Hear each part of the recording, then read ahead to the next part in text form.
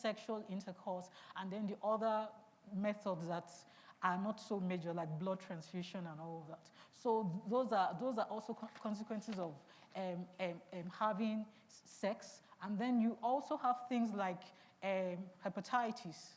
You know, so if you are not having all this, you are not indulging in the act, you prevent all these things from happening. And then there are also some other diseases like what we call CA cervix, cancer of the cervix.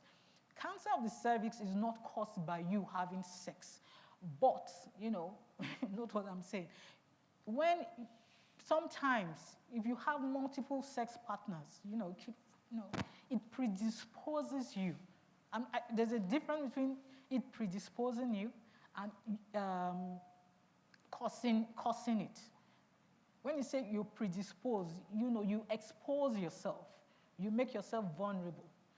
Let me give you the difference if you don't get it. Like if malaria is caused by the parasite, the parasite that the mosquito carries, P. falciparum. I'm sure you guys know that. That's what causes malaria. But if you sleep in a room that doesn't have mosquito nets, it predisposes you to having malaria. So that's the difference between something that predisposes and something that causes. And so there is a tendency for some people, not everyone. So when you meet someone that has cancer of the cervix, don't say because she slept with too many people. No, that's not what I'm saying. But it has been found scientifically that that's a predisposing factor to having cancer of the cervix when you've had multiple sexual partners. And also the same thing goes for prostate cancer as well. Those are predisposing factors that could cause it. So the thing is that if you abstain, you don't do it, then you protect yourself. And so when people are crying, a girl is saying she has to have an abortion, or she's thinking of all those things, or she's pregnant, or you don't have such cares or worries. And so when I think about all these things, especially when I walk in a clinic and you see girls coming, you are talking to them, and you found out that this is January, this is maybe September, and she's had 2-3 abortions, beautiful girl, and you're looking at her and you're wondering, what is your ethos about life? What is going on here? So you guys are young.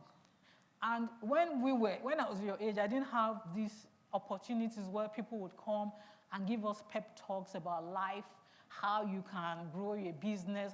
We didn't have such luxuries. So don't think people are wasting their time here when they are telling you all these things. Take them, dwell on them, and make your decisions. Decisions that will be useful to you later in life. I always tell young people when I talk to them, when you live your life, live it in such a manner that when you're 60 or 70 years and you look back, you are more thankful than regretful. That's me. That's my. Because I have an uncle, he's 80-something now, but in his 70s, he was still regretting his life. And I'm wondering, this is sad. He's still regretting what he has done and what he did at 70 years. So that shouldn't be our portion. That shouldn't be how. So be mindful of the choices and the decisions you make now. Be categorical about your life. How are you going to do it? How are you not going to do it? And so when it comes to sex, dare to be different. If you're in a place now and it's a matter of people having sex and you have said you're not going to have sex, don't feel uncomfortable with your decision.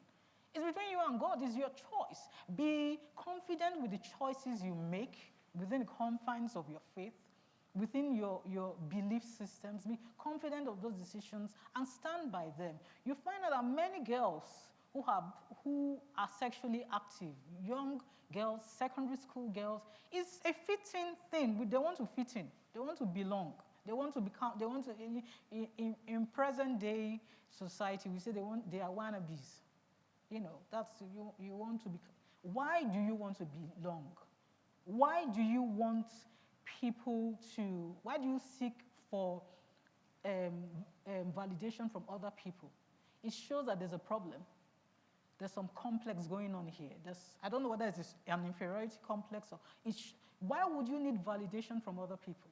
If you know who you are, if you're cocksure of yourself, then you should be confident in the decisions you make. I know that many of us, we are not very good in doing such things because of where we are coming from, our experiences in life, because ultimately we are, my time is up. Ultimately, we are products of our backgrounds and our experiences in life. That's what, so some of us are not very confident in our decisions as individuals, but it's all about self-worth. You must value yourself, you must appreciate yourself, and do not let anybody, man or woman, make you feel small or think that you are nothing. If God felt you were nothing, then he wouldn't create you. So dare to be different and say no to premarital or extramarital sex. Thank you, and God bless you.